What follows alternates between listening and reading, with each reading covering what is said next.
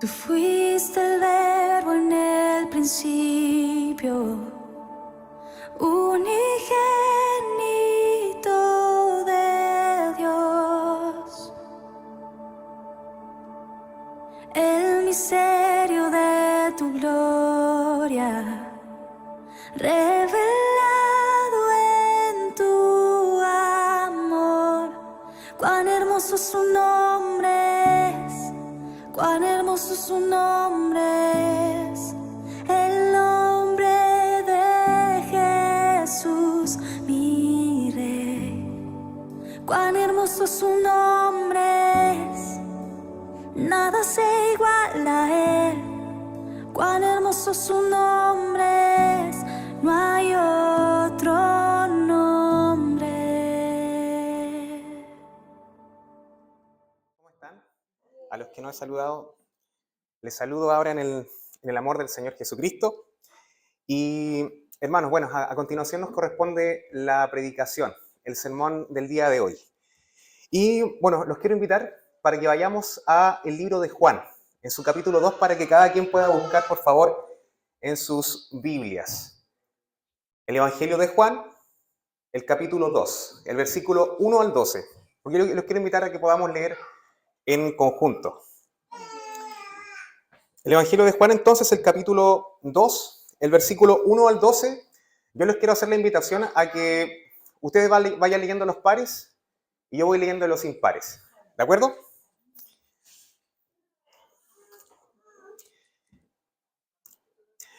Bien, hermanos. Entonces, el Evangelio de Juan, capítulo 2, versículo 1 al 12. Comienza la lectura. Dice así: Al tercer día se hicieron unas bodas en Caná de Galilea y estaba allí la madre de Jesús. Fueron también invitados a las bodas de Jesús y sus discípulos. Y faltando el vino, la madre de Jesús le dijo: no tienen vino. Jesús le dijo: ¿qué tienes conmigo, mujer? Aún no ha venido mi hora. Su madre dijo a los que servían: haced todo lo que os dijere. Y estaban allí 6 tinajas de piedra para agua, conforme al rito de la purificación de los judíos, en cada una de las cuales cabían 2 o 3 canastos. Jesús le dijo: llenad estas tinajas de agua. Y las llenaron hasta arriba. Entonces él les dijo: sacadlo ahora y llevadlo al maestresala. Y se lo llevaron.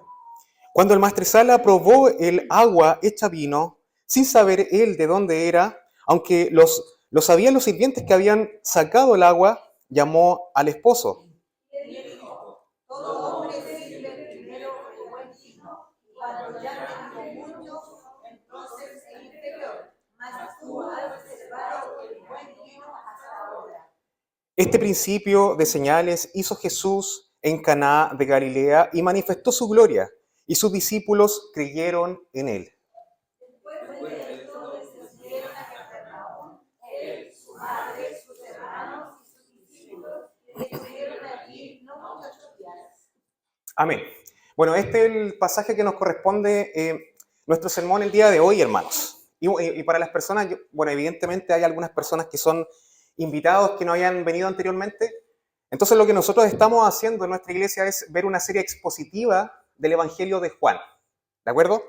Una serie expositiva significa que vamos viéndolo metódicamente, versículo por versículo, ¿ya? Así es que probablemente a lo largo de todo el año vamos a estar viendo este maravilloso Evangelio del apóstol Juan. Y bien, cuando nosotros analizamos el Evangelio de Juan, si hay algo que podríamos decir que es el eje, digamos, el meollo, la médula o el motor de lo que el apóstol Juan tiene a la hora de exponer su Evangelio, es la necesidad de probar que Jesucristo es el Hijo de Dios, es el Mesías prometido, es el Cristo, ¿verdad? Y a pesar de que él no escribe simplemente una biografía de Jesucristo, no es simplemente una biografía, sino que selecciona a lo largo de este Evangelio Juan cuidadosamente los eventos, los milagros, las señales y las enseñanzas con un propósito claro, con un propósito definido, que es que el lector crea en estas palabras y que si crea pueda tener vida eterna, ¿ya? Entonces, si hay algo que a mí me llama profundamente la atención de este texto que nos corresponde, es que a pesar de que la vida del Señor fue tan rica, tan abundante en hechos, en palabras, en señales, en maravillas, y en medio de toda infinidad de milagros, discursos, encuentros, lágrimas, prodigios, la primera señal que el Señor dio para dar testimonio de sí mismo, como el Hijo de Dios, como el Mesías, no fue una resurrección, no fue transformar la vista de un ciego, no fue transformar los panes y los peces, sino que más bien fue algo que para muchas personas podría ser algo aparentemente trivial, ¿verdad? Lo que es el rescate de una boda que estaba en peligro, en una pequeña aldea llamada Caná. Entonces, antes de que nosotros nos podamos sumergir en el trasfondo de lo que corresponde en nuestra historia, es necesario que nosotros podamos hacer un leve repaso, ya porque vamos en el capítulo 2, pero cuando se fijan que las primeras palabras que comienza el texto del pasaje del capítulo 2 dice al tercer día, ¿cierto? Y al tercer día, o sea, en otras palabras, lo que está haciendo es conectar con lo que venía inmediatamente antes. Y por eso es que el texto nos invita a que nosotros podamos hacer un repaso de qué es lo que estaba pasando antes. Porque cuando nosotros vemos el principio del libro de Juan, nos damos cuenta de que inicialmente Juan comienza dándole una prioridad a su temática, ¿cierto? Comienza el capítulo 1 diciendo, en el principio era el verbo, y el verbo era con Dios, y el verbo era Dios. Es decir, que lo primero que el apóstol Juan hace a la hora de comenzar su evangelio es hablar respecto de la divinidad de Jesucristo, respecto de su gloria, respecto de que Jesucristo es el creador del universo, ¿cierto? El Dios hecho carne, el verbo hecho carne. Y que nosotros vimos su gloria, la gloria como del unigénito de su Padre, la gloria del unigénito Hijo de Dios. Pero posteriormente, conforme va avanzando el texto, va avanzando el pasaje, nosotros notamos que el Espíritu Santo, por medio del apóstol Juan, comienza a ir describiendo una secuencia de hechos que describe de una forma cronológica. ¿De acuerdo? Entonces nosotros vemos que comienza esto en el día 1, ¿ya? Juan describe esto en una especie de semana, ¿ya? Él habla de una semana, cronológicamente hablando y apuntando a un evento que es crucial dentro de la vida del ministerio de nuestro Señor Jesucristo, porque a partir de este evento es que Él comienza su ministerio de manera pública. Entonces, observemos la cronología. A partir del versículo 19 del capítulo 1, nosotros vemos que se presenta a Juan el Bautista. ¿Y cómo es que se presenta a Juan el Bautista como aquel profeta, aquel gran profeta que habría de preparar el camino del Señor? ¿No es cierto? Aquella voz en el desierto que clamaría, que prepararía el camino del Señor. Posteriormente, en el versículo 29 dice, al día siguiente. Y describe cómo es que Juan el Bautista ve al Señor. Y cuando lo ve, clama y dice, he aquí el Cordero de Dios que quita el pecado del mundo. Posteriormente viene un tercer día, ¿cierto? Y el versículo 35 dice, y al siguiente día. Y esto no es casualidad, por eso es que estoy haciendo este énfasis, a modo de reposo. Y al siguiente día es cuando 2 de los discípulos del Señor creen en Él, discípulos que eran de Juan, ¿cierto? ¿Y de qué discípulos estamos hablando? De Andrés y Simón Pedro. Y posteriormente, en el día 4, nuevamente Juan nos dice, y al siguiente día, Jesús llama a Felipe y posteriormente a Natanael. Y este fue el último episodio de lo que nosotros vimos el último domingo cuando predicó el pastor Felipe. Entonces, recién acá es cuando nosotros nos introducimos en la parte que nos corresponde a nosotros de nuestro sermón. Porque vamos en el día 4. Pero se fijan cómo comienza el texto, diciendo, y al tercer día. Por lo tanto, vamos en el día 4 y posteriormente pasan 3 días más y se completa lo que es una semana. Y esto no es algo casual, sino que se completa una semana, ¿verdad? El día 7, que representa la perfección, que simboliza un hecho crucial en el ministerio de nuestro Señor Jesucristo, que es prácticamente o definitivamente el comienzo de su ministerio. Entonces, ¿qué es lo que ocurre? Empecemos entonces la lectura parte a parte de nuestro texto. Al tercer día se hicieron unas bodas en Caná de Galilea, ¿ya? Y podemos decir que Caná era una comuna, una ciudad pequeña dentro de la provincia de Galilea, así como comunidades pequeñas, ciudades pequeñas tales como Belén, como Nazaret o como Caná. Una comunidad pequeña. ¿Y qué es lo que pasó en esta comunidad, en esta tierra de Caná? Al tercer día se hicieron unas bodas, ¿verdad?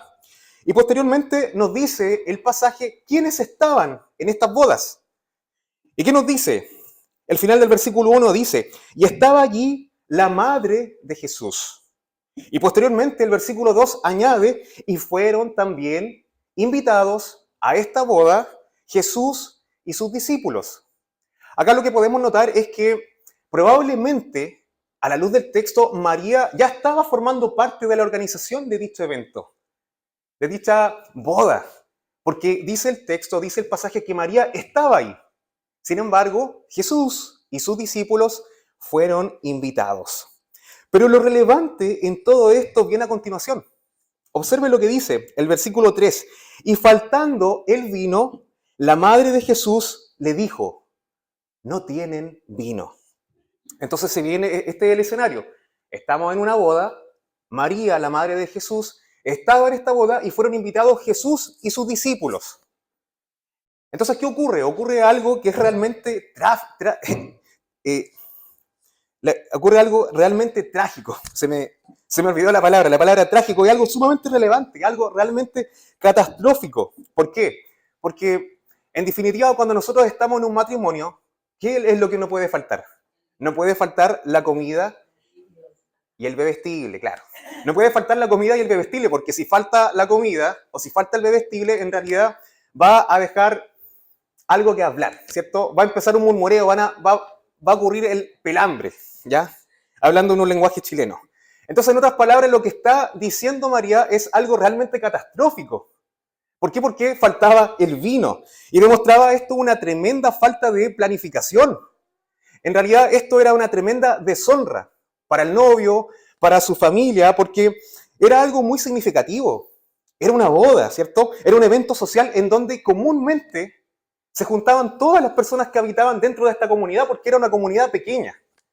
Entonces, prácticamente estaban toda la comunidad, todos los que eran de la tierra de Caná estaban reunidos en esta boda.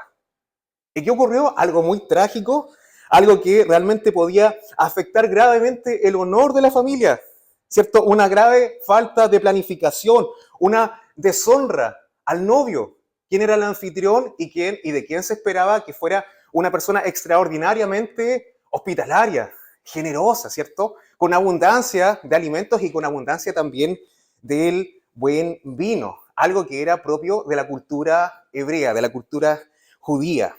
Entonces, ¿cuál es el escenario? Que probablemente María, en su rol protagonista, probablemente de la organización de este matrimonio, yo pienso que ella se acerca discretamente a Jesús y le dice, hijo, falta el vino.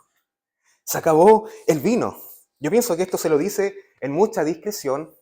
Y no es que María le haya estado dando una orden explícitamente a Jesucristo. No es que le haya dicho, oye, anda a buscar el vino, haz algo. Pero sí le manifiesta explícitamente una necesidad.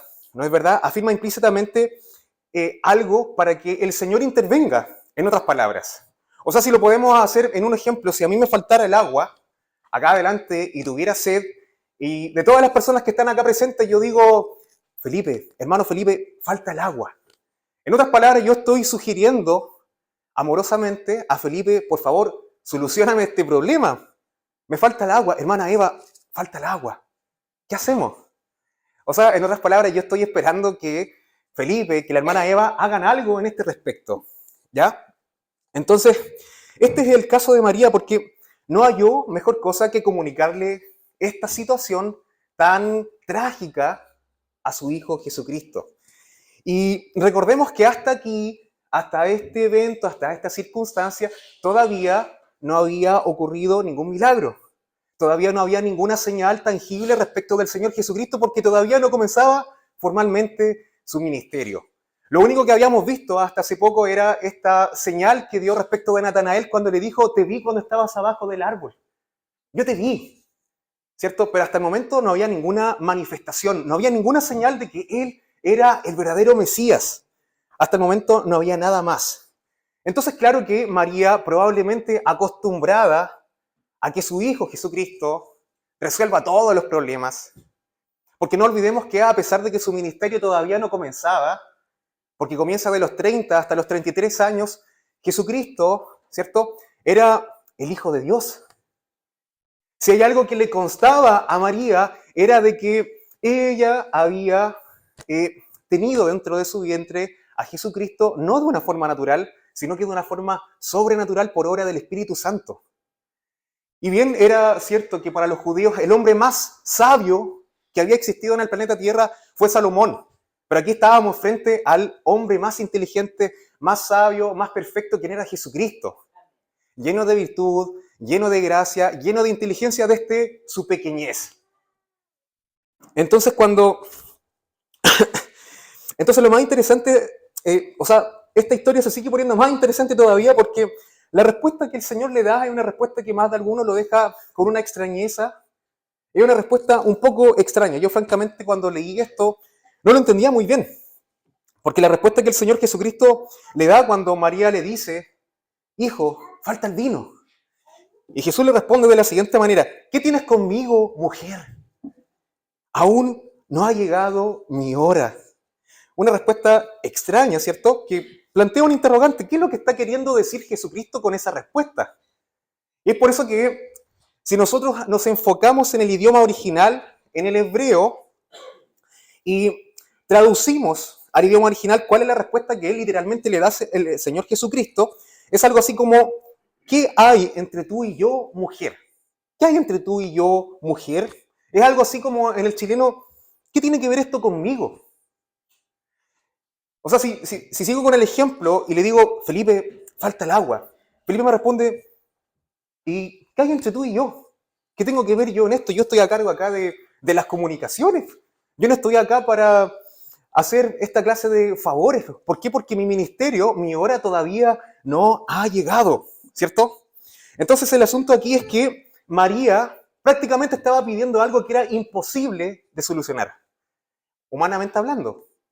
¿Por qué? Porque ¿cuál es la circunstancia? La circunstancia acá es que faltaba el vino y acá estamos en un contexto en donde no hay supermercados, ¿cierto? Ni mucho menos habrían vehículos como para poder ir y recurrir a alguna parte en auxilio, en ayuda para poder suministrar lo que había faltado en estas fiestas locales era el vino, ¿cierto? Entonces cuando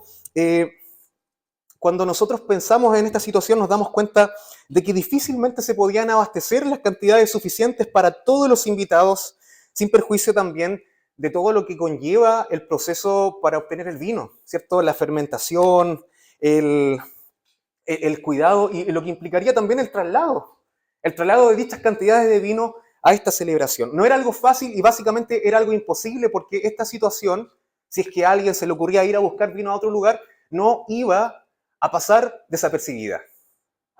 Y en otras palabras, iba a producir lo que no quería que pasara, que era producir un tremendo descrédito o deshonra al novio y su familia, quien era el anfitrión y que era visto algo ofensivo, culturalmente hablando, para el contexto judío. Entonces, nosotros más o menos podríamos traducir la respuesta del Señor Jesucristo más o menos en estos términos. Cuando María le pregunta o le dice al Señor Jesucristo, falta el vino, el Señor Jesucristo le responde en un idioma que nosotros podamos entender de la siguiente manera, ¿pero qué tienes conmigo, mujer? ¿Qué hay entre tú y yo? ¿O de dónde quieres que obtenga el vino? ¿Quieres que haga un milagro acaso? Mi hora aún no ha llegado. Yo no me rijo por el calendario humano. Mi ministerio no se rige por voluntad humana, yo me rijo por la voluntad de mi Padre Celestial, ¿cierto? Entonces pronto llegará mi hora, pero haré esta señal, no por voluntad humana, no por un capricho humano, sino porque esta señal es algo que mi Padre Celestial ha dispuesto de antemano, ¿cierto? Según su plan eterno. Entonces, tras la respuesta del Señor Jesucristo, María en el versículo 5 dice lo siguiente, su madre dijo a los que servían, haced todo lo que Él os dijere, ¿cierto? En nuestro lenguaje, María se acerca, ¿cierto?, cuidadosamente a los sirvientes y le dice, hagan todo lo que Él, Jesucristo, les dijere, ¿cierto? Seguramente se acercó y le dijo respetuosamente, como es de esperar de cualquier hijo de Dios, y le dijo, hagan todo lo que Jesucristo, lo que mi hijo les diga. Lo que vuelve a demostrar que probablemente María tenía parte en la organización de dicha celebración. Porque a partir de este evento ella está demostrando tener autoridad sobre los sirvientes. Hagan todo lo que Él les diga. ¿Y ellos qué hacen? Ellos obedecen. Y acá yo quiero hacer un paréntesis, ¿ya? Un paréntesis desde un punto de vista de la teología católica romana, ¿ya? Porque comúnmente nosotros sabemos que para la teología católica romana, María es madre de Dios e intercesora de nosotros, los pecadores. Esto bajo la corriente o el pensamiento católico romano. Entonces se interpreta que ella notó una necesidad. ¿Y cuál es la necesidad? La falta del vino, e intervino ante Jesús y luego dirigió a sus siervos. En otras palabras, lo que se usa para fundamentar esta idea es que ella intercede hoy por los creyentes. Ve a María que ella hablará con su hijo. O como dice la oración, María ruega por nosotros los pecadores, ¿cierto? Intercede por nosotros María. O sea, en otras palabras, cuando nosotros nos sustentamos en este texto, para el católico romano, le sirve este pasaje para argumentar que María intercede por los creyentes ante su Hijo, Jesucristo. Y de ahí a la aplicación del por qué los católicos le oran o le rezan a María, para que interceda por ellos delante de su Hijo, Jesucristo. Pero se dan cuenta que, como nosotros siempre decimos, ¿cierto? El texto fuera de contexto es un pretexto. Y el pretexto acá es que se está tratando de fundamentar que María intercede por nosotros solamente por la descripción de este relato, de esta ilustración, lo cual no es algo bíblico, ¿verdad? Entonces, lo central acá del pasaje no es la figura de María, no es la figura de María, sino que es la manifestación de la gloria de Cristo, ¿cierto? Porque María no les dice qué hacer, sino que María les dice a quién obedecer. María no les dice qué hacer a los sirvientes, sino les dice a quién obedecer. Obedezcan a Jesús, hagan lo que Él les diga, ¿cierto? Y es importante que nosotros sepamos esto porque la Biblia nos exhorta a que siempre hemos de estar preparados para presentar defensa de nuestra fe, con mansedumbre y con respeto. Entonces, cuando ocurre este evento en que María dice, hagan todo lo que Él les dice a los sirvientes, es algo que nosotros también podemos tener una aplicación práctica a lo que el Señor dice en su palabra, pero para con nosotros. Hagan todo lo que Él dice. Hagan todo lo que Él dice, ¿cierto? Probablemente estas palabras, claro, están enfocadas a los sirvientes, pero también el Señor nos habla por medio de su palabra, y este es un mensaje que también nosotros tenemos que apropiarnos en el sentido de que nosotros también somos llamados a hacer todo lo que nuestro Señor Jesucristo nos dice a través de su palabra. Hagan todo lo que Él les diga, no lo que les parezca, no lo que les parezca razonable, no lo más sencillo, sino hagan todo lo que Él les diga, ¿cierto? Y cuando hay obediencia es cuando el Señor se complace en bendecir o en otorgarnos más de su bendición. Porque comúnmente nosotros decimos, Señor, dame esto o hazme tal favor y yo te obedeceré. Sáname esta enfermedad, solucióname este problema y te serviré. ¿Cierto? Pero la verdadera determinación que nosotros debiéramos tener es, Señor, te obedeceré, pase lo que pase, ¿cierto? Confiando en que tú eres bueno, en que tu voluntad es buena, es perfecta, agradable, es santa para mí. Esa es la determinación que nosotros tenemos que tener y esa es la forma en que nosotros también hemos de apropiarnos de estas palabras, ¿cierto? Haz todo, hagan todo lo que Él les dice. Porque si me aman, dice el Señor en su palabra, guarden mis mandamientos. Y posteriormente el versículo 6 dice, y estaban allí 6 tinajas de piedra para agua, conforme al rito de purificación de los judíos, en cada una de las cuales cabían 2 o 3 cántaros. Y Jesús les dijo, llenad estas tinajas de agua, y las llenaron hasta arriba. ¿Ya? Acá el relato lo está diciendo de que, y esto es súper importante, ¿eh? Esto es sumamente relevante porque tiene una connotación, tiene un simbolismo teológico muy profundo. Lo que está diciendo es que habían 6 tinajas, ¿ya? Y el Espíritu Santo, por medio de Juan, da detalles que es importante de considerar, porque habla de 6 tinajas y para que nosotros nos hagamos una idea de qué es lo que significa 6 tinajas, que eran recipientes. Estos recipientes a lo menos podían contener 78 litros, a lo menos, y a lo más 117 litros. Por lo tanto, estamos hablando de que este milagro que se va a llevar a continuación a cabo, probablemente habla de entre 468 a 702 litros de vino que se produjeron a través de este milagro, ¿cierto? Y acá, hermanos, quiero que le tenga muy presente, nada es casualidad, ¿ya? En la palabra del Señor no existe ninguna casualidad, porque cada vez que nosotros profundizamos en esto, es un océano de profundidad, es un mar de profundidad. Entonces, fíjense lo que aparece a continuación. Dice, y estaban allí 6 tinajas de piedra para agua, y fíjense lo que dice ahora, conforme al rito de la purificación de los judíos. ¿Ya? Conforme al rito de purificación de los judíos. Por lo tanto, cuando nosotros vemos que eran 6 tinajas de piedra, conforme al rito de purificación de los judíos, ¿qué significa esto? ¿Qué es lo que significa? Y aquí está haciendo el apóstol Juan alusión a una tradición que provenía del antiguo tiempo, del Antiguo Testamento, de la ley de Moisés. No de la ley moral de Moisés, de los 10 mandamientos, sino que particularmente de la ley ceremonial, ¿ya? Porque en el antiguo tiempo habían distintos tipos de leyes.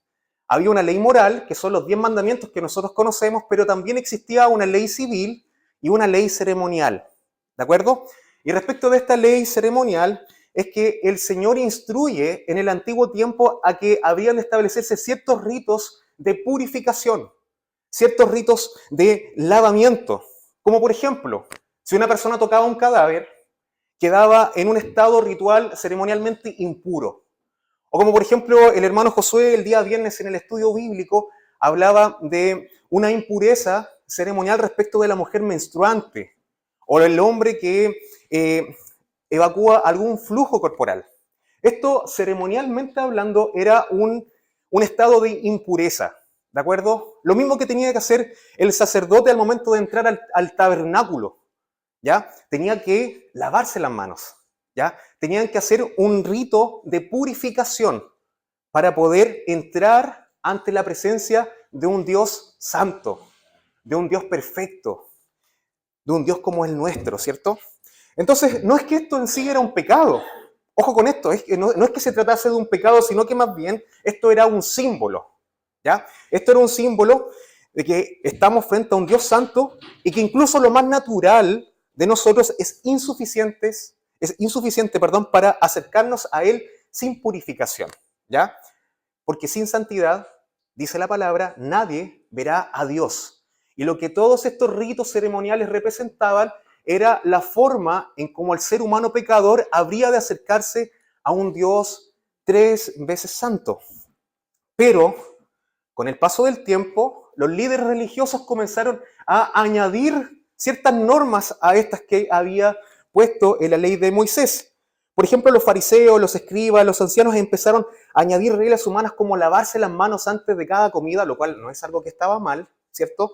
O después de tocar ciertos objetos prohibidos, o incluso tenían toda una serie de prosélitos para lavar copas, jarras, platos, utensilios de cocina. Pero, ¿cuál es lo importante de esto? Es que era para evitar contaminarse espiritualmente. O sea, fíjense esto, no era un simple lavado de manos por higiene, sino que era un lavado espiritual. Era algo que representaba una realidad espiritual. En otras palabras, era un acto religioso, una especie de barrera espiritual, como si tocar algo impuro pudiera manchar el alma. Las tinajas que estaban en esta boda, y por eso vuelvo a repetir, vuelvo a reinsertarme en el texto, las tinajas que estaban acá en esta boda eran 6 tinajas. Eran 6 tinajas de piedra, conforme al rito de purificación de los judíos, ¿ya? ¿Para qué estaban estas tinajas ahí, en esta boda? Para que las personas, los invitados, pudieran lavarse las manos, para que pudieran lavar los utensilios, pero no era por un acto de higiene, sino que era un rito de purificación para poder estar más cerca de Dios, en otras palabras. O sea, a través de un acto externo, ellos estaban representando y simbolizando una purificación interna. No sé si me puedo dar a entender. Entonces lo que el Señor oculta acá en su sabiduría, lo que el Señor nos quiere entregar a través de este mensaje es que estas tinajas tienen un simbolismo. No es por casualidad que Juan, ¿cierto? El Espíritu Santo a través de Juan habla de unas tinajas que eran de piedra, ¿cierto? Y habla de 6 tinajas, no es casualidad, conforme al rito de purificación de los judíos. Porque esto tenía un simbolismo, tiene una representación, tiene una connotación teológica, porque esto representaba la forma de acercarse al Dios Santo en el antiguo tiempo. Esto representaba la forma antigua de cumplir la ley, ¿cierto? El antiguo pacto, la limpieza externa. Lo cual es algo bueno, sí, es algo bueno, pero no lo suficiente para transformar el corazón. No era suficiente para transformar el corazón. Entonces, al ser una limpieza externa, solamente basada en hechos, ¿cierto? En rituales, las personas se sentían cómodas con esto. O sea, basta con que nosotros cumplamos esta serie de normas, esta serie de reglas, y estamos bien con el Señor. Lo que importa es lo de afuera, pero no lo de adentro. Eso es lo que estaba representando. Esto es lo que representaban estas tinajas de purificación. Representaban una condición espiritual. Entonces, teníamos las manos sucias, ¿cierto? Oh, esto es un pecado. Esto no nos va a permitir acercarnos a Dios. Lavémonos las manos, ahora estamos bien. Ahora estamos limpios. Estamos limpios por fuera, también lo estamos por dentro, ¿ya?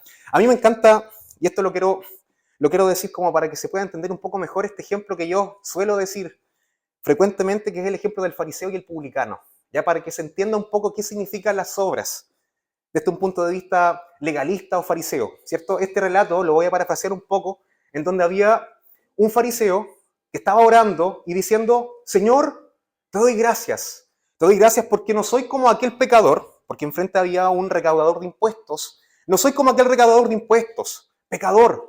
¿Por qué? Porque yo ayuno 3 veces a la semana, cuando tu ley dice que solamente hay que ayunar 3 veces al año, porque yo doy diezmos de todo lo que gano, ¿cierto?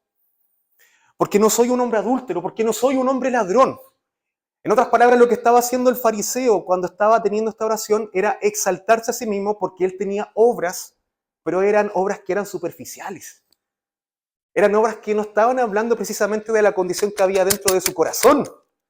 Pero al frente había un recaudador de impuestos que se golpeaba el pecho, ¿cierto? Y se lamentaba por su condición de pecado y decía: Señor, sé propicio a mí, que soy pecador. Y el Señor, ¿qué dice respecto de este relato? El recaudador de impuestos, fue el justificado. Fue el que fue declarado justo. Fue el que tuvo aceptación delante del Señor. Entonces, este rito que habla el apóstol Juan a través de este relato, ¿cierto?, nos enseña que se cumplían normas externas sin conocer verdaderamente a Dios. Eran limpios por fuera, pero por dentro estaban como huesos de muertos, ¿cierto? Por dentro estaban putrefactos. Esto era lo que representaba. O como dice el profeta: este pueblo de labio me honra, pero su corazón está lejos de mí. Y por eso es que las tinajas eran de piedra, ¿ya? Todos estos detallitos son importantes. Las tinajas eran de piedra, no eran de barro, no eran de madera, porque la piedra era más pura. Por eso es que dice que son 6 tinajas. Porque si se fijan, acá, esto no es una numerología. Ojo con esto, acá estamos hablando de un simbolismo numérico bíblico, ¿ya? Porque cuando decimos al principio, ¿cuántos días pasaron, según el relato de Juan, para que se manifestara este primer milagro? Pasaron 7 días. ¿Y qué representa el número 7 para la Biblia? Representa la completud, representa la perfección. ¿En cuántos días creó el Señor todas las cosas? En 7 días, ¿verdad? Porque representa la perfección del Señor. Pero el número 6 tiene otro significado. El significado del número 6 es la implenitud, la imperfección. El hombre fue creado en el 6º día, ¿cierto? O sea, el hombre, aquel hombre que quiso ser semejante a Dios, el que quiso ser como el número 7, el que quiso ser perfecto, ¿cierto? Pero no alcanzó. El hombre fue creado en el 6º día. O la marca de la bestia, por ejemplo, que es 666. ¿Por qué? Porque la Biblia siempre nos enseña un significado, una relevancia, una connotación en los números, ¿ya? ¿Y ustedes creen que es casualidad que habían 6 tinajas? No es casualidad. ¿Por qué? Porque esto representaba el antiguo pacto. Esto representaba la vieja manera de poder acercarse a Dios. Esto representaba las obras de las personas para poder obtener la aprobación de Dios. Algo imperfecto, algo incompleto, ¿cierto? Entonces lo que pasa acá, subliminalmente, lo que nos está diciendo es que de nada sirve la pureza externa si el corazón sigue sucio, ¿verdad? Cumplir la ley de Dios de manera superficial sin invocar al corazón es semejante como aquella persona que está casada, ¿cierto? Y porta un anillo de matrimonio, pero tiene una vida en adulterio. ¿De qué sirve una señal externa cuando se está contaminado por dentro? No sirve de nada. Y por eso es lo que está subliminalmente diciéndonos el apóstol Juan, ¿cierto? El Espíritu Santo de Dios por medio de este relato. Habían 6 tinajas de piedra, según el rito de purificación de los judíos, y este mensaje, lo que el Señor Jesucristo nos está planteando es que este es el primer milagro que el Señor hace, ¿cierto? El nuevo pacto en su sangre, representado a través del vino, ¿ya? Esta es la señal que el Señor da, que representa la gracia de Dios, la cual no se funda en obras superficiales, no se funda en lo que nosotros podamos hacer, no significa nuestro propio mérito, sino que significa que Dios, a través de su gracia, nos entrega gratuitamente, inmerecidamente, su regalo de salvación, ¿cierto? El vino nuevo que representa lo que Cristo vino a traer, el nuevo pacto en su sangre. Eso es lo que representa el vino. Gozo, plenitud, salvación por gracia, no por obras. En otras palabras, lo que Jesús está haciendo por medio de este relato, por medio de esta ilustración, es decir, ha comenzado o aquí comenzará algo nuevo, ¿cierto? El nuevo pacto, la nueva señal. Y una vez llenadas estas tinajas, el versículo 8 dice: entonces les dijo, sacad ahora y llevadlo al maestresala, ¿ya? ¿Qué es lo que es el maestresala? Es el jefe de los meseros. Y comúnmente este personaje era quien también probaba la comida o la bebida del señor, del amo, del rey, para poder asegurarse de que no contenía ningún veneno, ¿cierto? Entonces el maestresala le dijo, sacad ahora y llevárselo al jefe de los meseros. Y se lo llevaron.